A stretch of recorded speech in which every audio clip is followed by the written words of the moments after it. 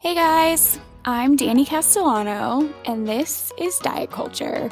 Nick is with me today, and for this episode, I'm getting a little bit more personal than normal, just to reflect on my journey of having given up alcohol for a year and reintroducing and then getting pregnant and giving it up again, and just some of the things that I learned and the ways for me as an eating disorder dietitian that a lot of this stuff has tied into relationship with food and body regarding how our culture really approaches alcohol and quote unquote unnecessary calories. So exploring that a little bit today, and I can't wait for you guys to give it a listen and let me know what you think. Hey Nick. Hey Dan, how's it going? Good. How are you today? I'm doing well. Just hanging out. Had some chicken wings for dinner, drinking a cup Oh, of coffee. fun. So I'm at my peak. Very nice. So last year doing Fit Fueled Free, I talked a little bit about um, my relationship with alcohol and choosing to give up drinking for a year. And I realized that since reintroducing, which has actually been almost a year now, I haven't really talked about it at all. And for me, it really ties into diet culture with relationship with alcohol and the calories that they hold and some of the behaviors that people engage in around consumption of alcohol. So that is what I want to talk about today. Let's do it. And I want to say that this episode is not intended to offer support or individualized advice regarding alcohol consumption, or me sharing my personal experience and opinions on the matter. So in October of 2019, I decided to give up drinking alcohol for a year. And it was something that I had really been meaning to do for a long time, because I've had a pretty tumultuous relationship with alcohol and ended up in a lot of really dangerous and embarrassing situations. And I think my biggest hesitation for giving it up was feeling fear that I would miss out on things, like having FOMO, um, because drinking in college kind of gives that vibe of like that's the way people come together. And then I didn't know what to expect, but it really continued after college anytime people got together. And so since that was kind of like a cultural thing with friends, even if it wasn't like a party or anything like that, it felt very um, like, oh, what would I do if I wasn't drinking? And almost even not being entirely sure of who I was without alcohol. And I would consider myself have been just a social drinker anyway. It wasn't like this was happening on a daily basis, but still not feeling like I really knew the full extent of myself as an adult in social settings without consuming alcohol. And so I really just hit a point where I realized for my mental health that I needed to give it a shot, and see how it went. Um, and it sucked for a long time for me, for like a good several months, probably like halfway through. I felt a lot of like anger and other feelings come up because I think that I had been using alcohol as a very maladaptive coping skill, um, to easily like numb out feelings and kind of like change the vibe, because it would put me at first in like a good mood, like chill mood. And I think that was something that I had been using intentionally and unintentionally to do that for myself. So it definitely brought up a lot of things for me to just sit with that discomfort of like if you're trying to do something to better yourself and you give up things that um, may be totally fine for other people to have some wine at the end of a day and they're feeling super stressed or frustrated. But for me, adding alcohol on top of like mentally not feeling my best um, was not helpful. And so that was interesting to see that. like shift for myself over that course of time. And I documented it monthly on my Instagram page, just like a little blurb about some of the things I was learning about myself in each month that passed that I wasn't drinking. Um, it was interesting because I gave up drinking, I said in October of 2019. Yeah, so COVID stuff ramped up a few months into that. And so there was this whole like online TikTok culture of people just day drinking and just like passing the time that way. And that kind of gave me a sense of like I was missing out on something. But in hindsight, I realized that's like totally fine. I didn't need to be drinking during the day by myself while I was at home. And again, no like judgment towards anyone else or what they're doing for themselves, but just a very personal reflection. I only ever remember hearing someone give up drinking like one time. I like came across this article once years and years ago that like put the idea in my head of what you could learn about yourself by not consuming alcohol, and it just didn't feel realistic at the time, like I was saying. But I feel like this isn't talked about enough in the context of it not being necessarily a permanent thing of like you can never have alcohol again and you're going to be sober because of alcoholism, versus just realizing relationship with alcohol is not always super great. And that's why I say like making sure no one takes this at too personal of a level, just because I think that can be a really fine line for when do we have a situation where we really should never drink again, and when it's okay, but you really need to reestablish your relationship with it. And I think I'm certainly still navigating that a bit. Um, so I ended up reintroducing alcohol. It was just shy of the 12-month mark, at a friend's wedding in September of 2020. Because I was thinking about it was a friend I had studied abroad with, and I was thinking about um, the gin and tonics that we used to drink while we were out dancing. And I was thinking to myself, I had like a full conversation with my husband Matt about it, and how I felt like if I just like did it for 3 more weeks, just to say I did it for a year, I was like, I'm not going to learn anything more than I have in this time. And it felt like a good, like genuine moment of like, it wasn't me being like, what am I going to do? Pop a bottle of champagne to like celebrate that I didn't drink for a year. Like, I wanted it to feel like it was a reason why I would want to even drink, to be social and a little bit nostalgic in the first place. And I had a few drinks that evening, like over the course of the evening, and ate and everything. And um, it was fine. It was lovely. And the next day, my anxiety really ramped up. I guess like I felt this fear of having fallen into old patterns and not having trust in myself that I did like drink responsibly and nothing had gone wrong. And so that was that was curious, because I think before with drinking, like I knew that at any time I could drink, not even necessarily like what I would say was too much, but it was kind of like an unexpected outcome of you never knew how the night was going to end for me, like emotionally or physically.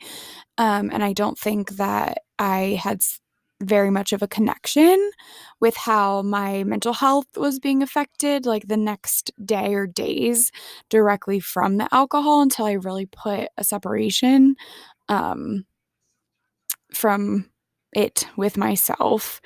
And I definitely kept up like a moderate, like social drinking situation.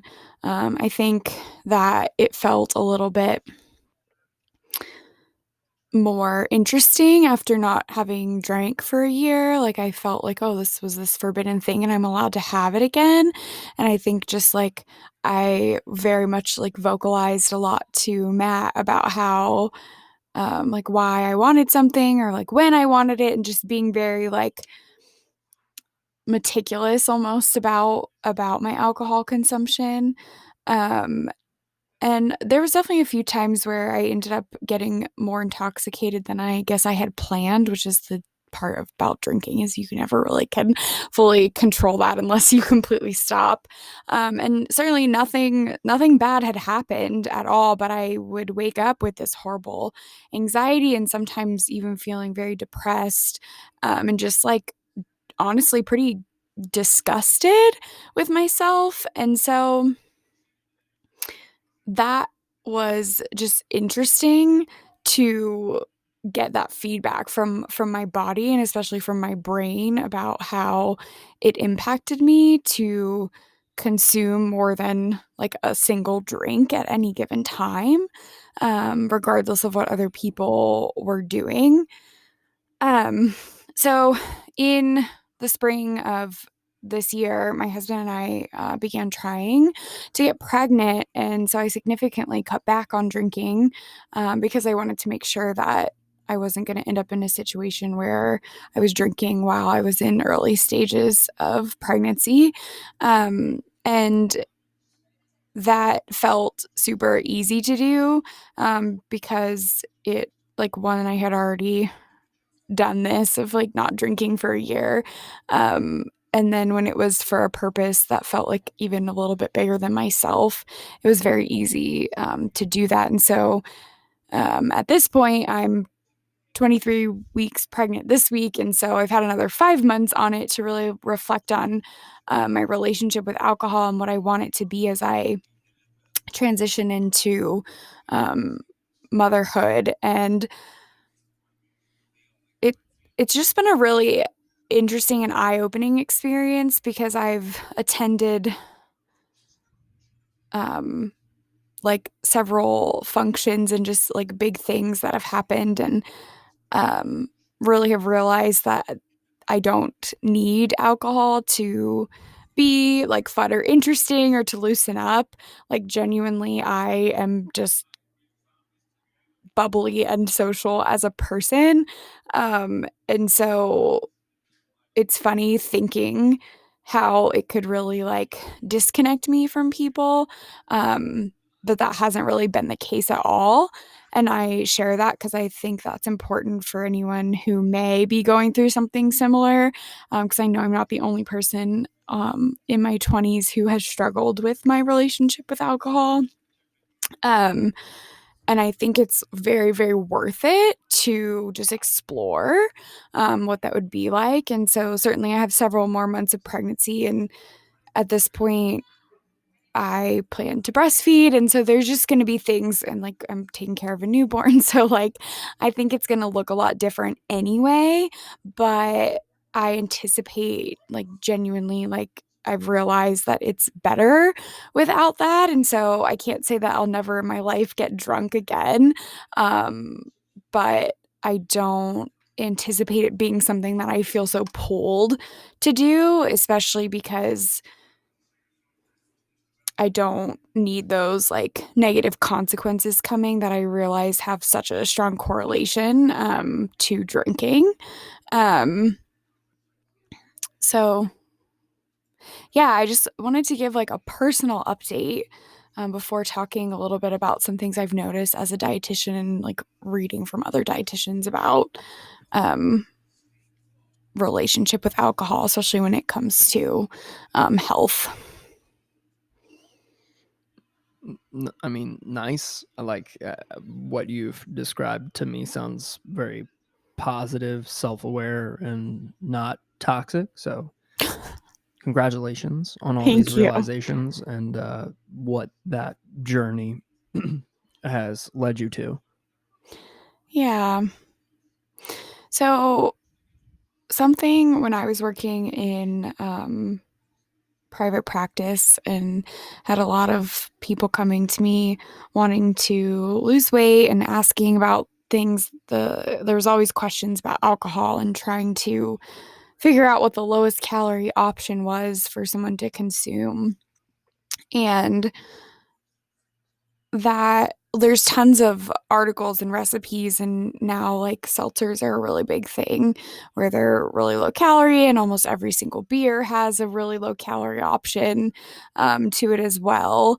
And I think that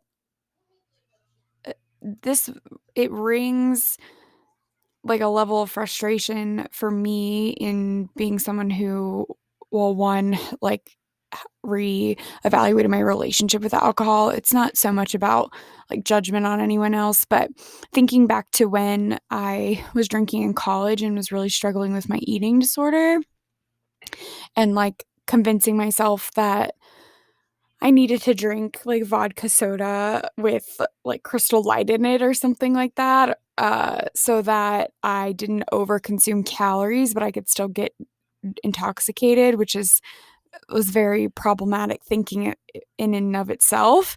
But just like that oppressive thing of like, if you introduce social drinking when you hadn't been doing that before, it's possible you will gain weight from that because it's an influx of calories. Like, that's just a fact of the matter if it becomes a regular pattern, like it does for a lot of college students. Um, because a lot of people don't know, but alcohol does have 7 calories per gram in it.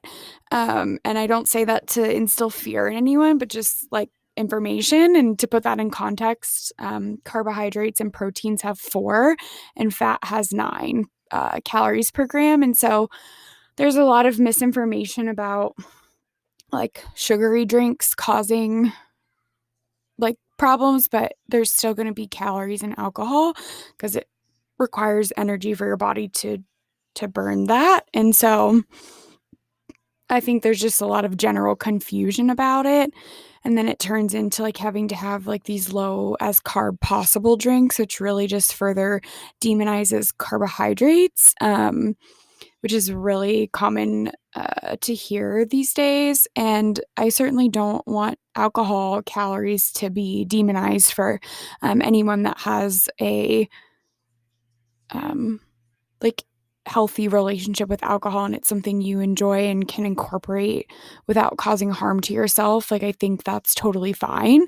Um, we certainly don't need alcohol like to survive. It's not one of our 6 things we need as far as our macro and micronutrients. But the way that diet culture has really like put that spin on things, it had me drinking things that I didn't like because I was afraid of it. And then it's like, so even though I talk about not restricting things, and this isn't necessarily something that you need to be consuming in the first place, I think that it's worth examining what you actually enjoy. Because, like, why are we drinking low calorie drinks just to get intoxicated if, like, it's something that could really be enjoyable, but we're afraid to consume it because of the calories? Like, what's that give and take? Like, is it because we're dieting and the amount of alcohol we consume in a week would lead us to be X number of pounds heavier? Like, is that really something worth like uh, trading in for trying to make sure you're being good, quote unquote?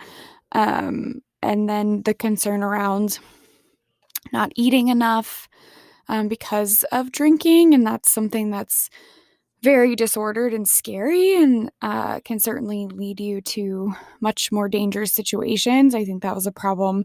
I found myself getting into a lot of just not being responsible as far as making sure to have eaten um, before drinking, especially in college, and feeling this pressure to not eat after drinking because of the concern of gaining weight when I was really in the thick of my eating disorder, which of course is going to make things much, much worse. And so there's a level of safety to consuming alcohol that, when we put the lens and layers of diet culture on top of social drinking or just drinking period, that it really like can become quite concerning.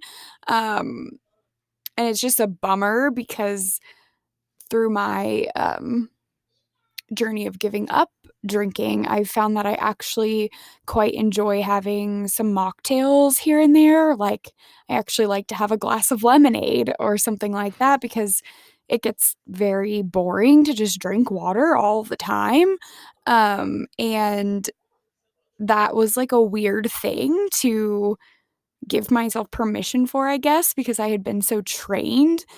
Even though I've been doing all this unlearning and healing, like, been so trained to only consume fluids if they were worth it, basically. And so I guess that's where like the alcohol causing the effects of intoxication were the benefit to consuming the calories, and just saying that out loud. And I hear so many people talk about this, that is very, very inherently disordered and just like problematic.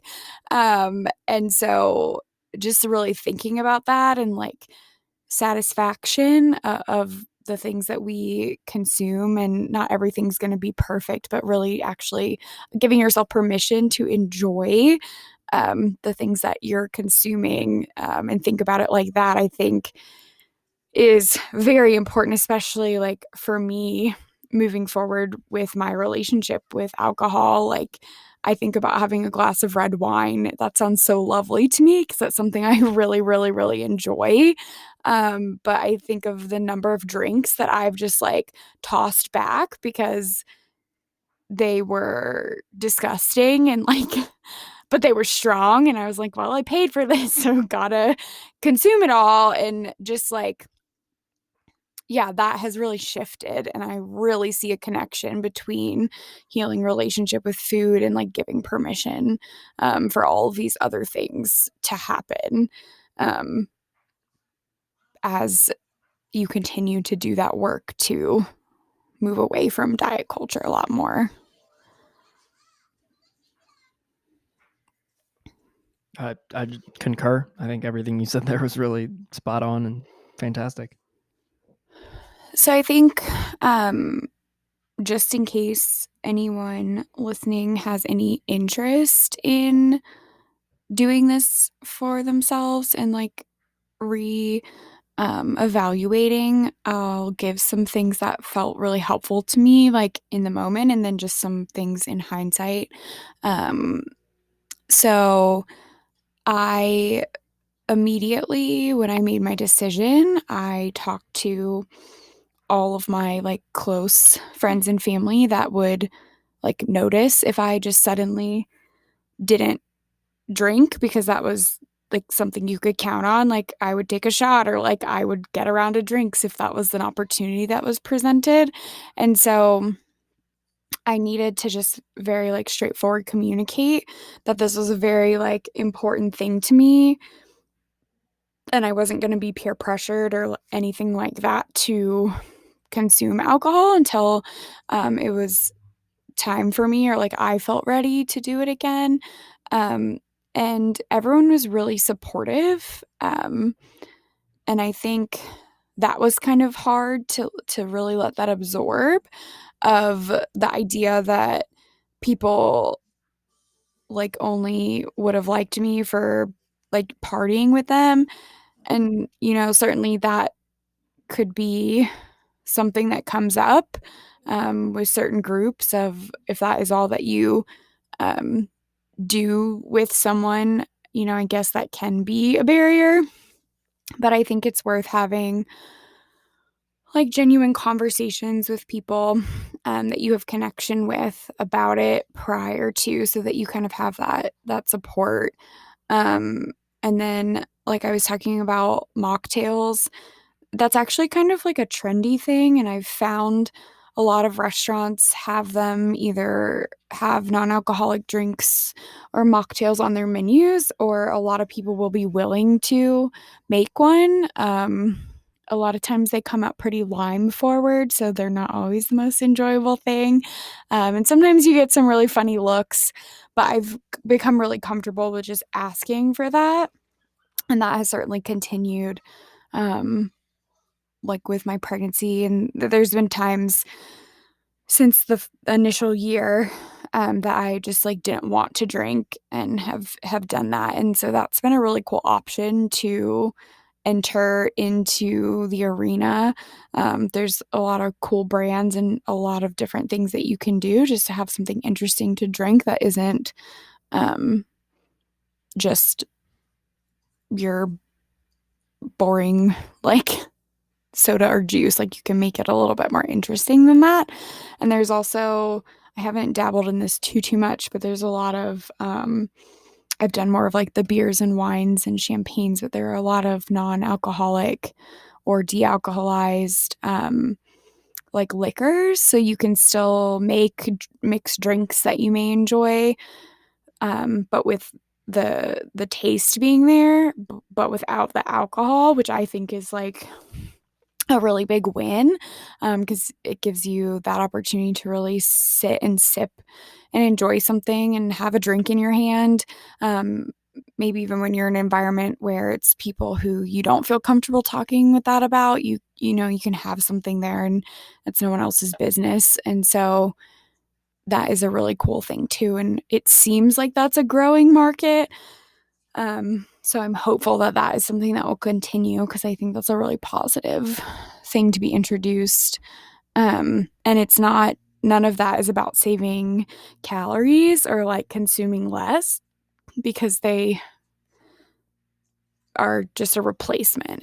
It's not necessary. Of course, like what I was talking about with alcohol calories, that's not going to be in there, but it's not about dieting or anything like that. It's just about making a choice about something you're consuming that makes you feel truly unwell, and is damaging to your well-being and others. And so that's been really helpful, and just enjoyable to discover, as I've moved through these now 2 years of this, mostly not drinking. And I think something else that was really helpful was when people talked about drinking or like social events, I had a tendency to kind of take it personally, like, why would I want to do that? Because I'm not drinking, kind of thing.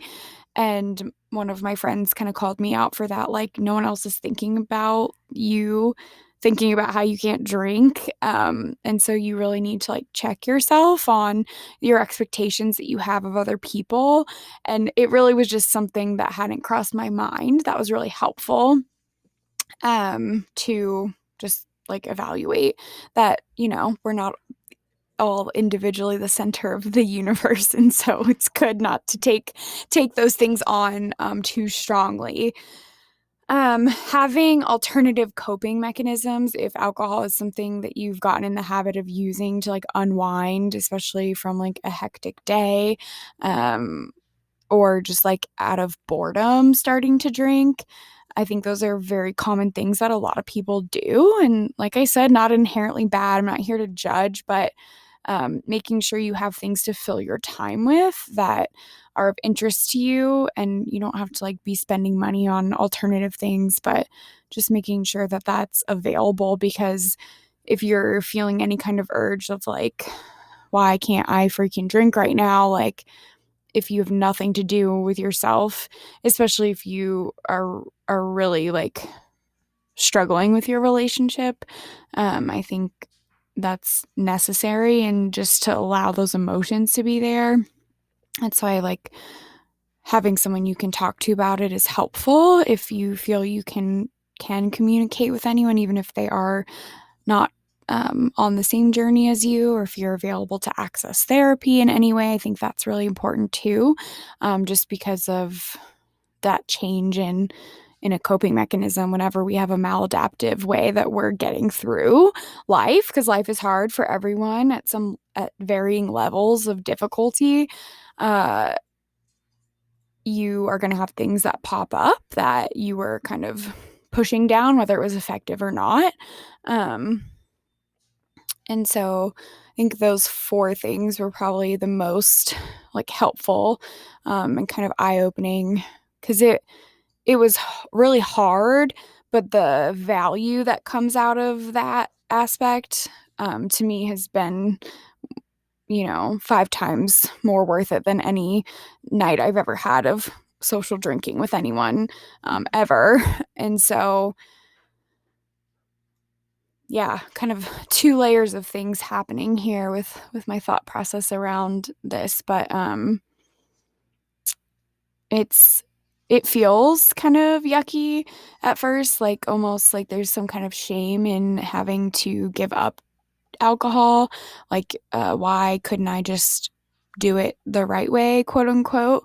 And I think that's something too for anyone who has any desire to do something like this. Like, everyone is different.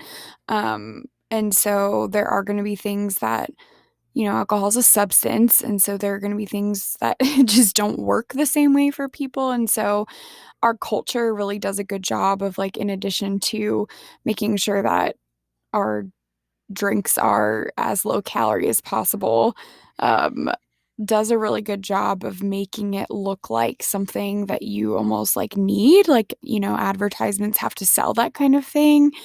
And I think we are very easily susceptible to that kind of stuff.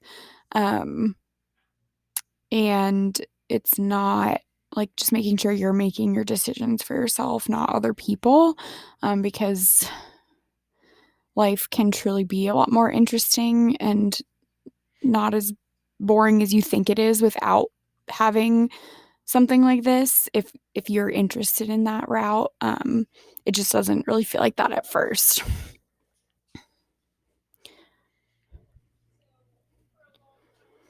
I think your phrasing of that is really good, and how and the approach you've had to this is really good and unique.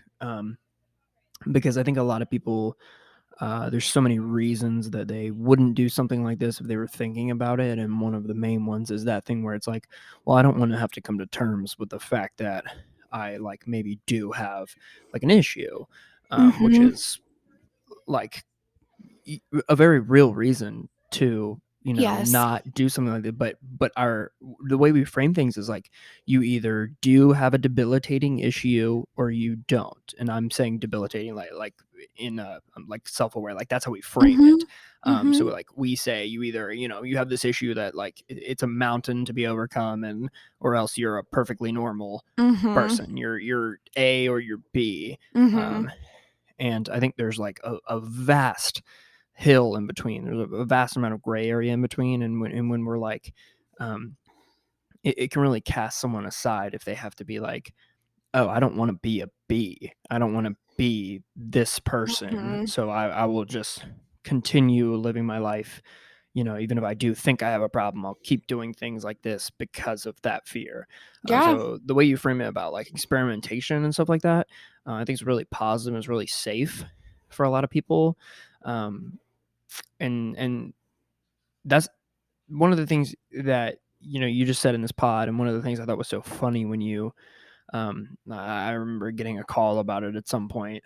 What would have been almost 2 years ago at this Mm-hmm. point. And you were just like, like, is it okay? um will I miss out on things and stuff like that? And I was Mm-hmm. like, no, you won't miss out on things, and of course it's okay. Like, anytime, if someone doesn't want you to do what's best for you, like if you decide something is Mm-hmm. what's safest and what's best for you, and someone else is like, oh no, I want you to just be drunk instead, like that's Mm-hmm. utter nonsense. So Yeah. And I think, like, I underestimate oftentimes some of my relationships and just, like, how much I'm valued by others, which actually has nothing to do with the other people. That's internal work that I've been doing. And so I think that that came from that a lot of, like, even though there were really horrible things that happened when I was drinking, people still continued to, like, want to be around me when I was drinking. So I was like, do I add some kind of, like, value to this because of the alcohol, or, like, just trying to understand it all, I think. What felt really confusing. It is kind of funny that I did ask some people. Some people I did straight up ask, like, "Is it okay if I stop drinking?" And that's why I say, like, making sure that you, um, take some, like, I don't know if pride's the right word, but like, I want to say take some pride in your decision-making process, and that like ultimately you do know what's best for you if you're going to be honest with yourself. I think we can lie to ourselves a lot, which is why it took me so long to decide to like put drinking aside for a while and just see what would happen when I reintroduced. And uh, nothing catastrophic happened, but mentally I had a lot of just like negativity that happened for me. So I think that will be interesting to explore of like having an occasional drink with a meal. Like that's kind of what I'm envisioning of being something I would enjoy. Doesn't have to be frequent. And I don't know, I could completely change my mind on it by the time that that's available to me. But um, yeah, I think that the way that this really ties so much into healing relationship with food and like to me is that idea of experimenting is important because we're so like pushed into black and white thinking patterns about everything that we do and like the right and wrong, and there is so much gray area that exists, especially on an individual level, that it's good to give yourself the chance to explore and to just see, rather than just saying like hardcore, this is not happening or is happening. Yeah, I agree. So yeah, I feel like this is a slightly shorter episode, but I feel kind of like my thoughts came out cohesively in the way I wanted them to, and there's probably more I could say, but this feels like a good stopping point for this topic. And I appreciate you guys for listening, and I hope that anyone listening who has any desire whatsoever to do this for yourself, that one, please feel free to reach out. I remember when I initially started posting about these things monthly, I did have quite a few people reach out to say they'd done something similar, just kind of ask for some support or encouragement, and I'm totally here for that too. And for the matter of like being confused about relationship with alcohol as far as it comes into your relationship with your body in the sense of consuming calories that are worth it or not worth it, quote unquote. I think just holding compassion for yourself in that and genuine curiosity about it, because I think that that is an important step of that healing process for sure, for a health, like a genuine health reason, and like mentally feeling well. Awesome. Um, See y'all next time. Bye, guys. Thank you for listening. Diet Culture is co-produced by myself and my brother, Nick Lewis. You can keep up with what's going on with Diet Culture on my Instagram page at Dietitian Dani Cast. If you prefer to watch rather than just listen, check us out on YouTube, and we always love ratings and reviews if you haven't done so already. Thank you so much for your support, and can't wait to talk to you next week.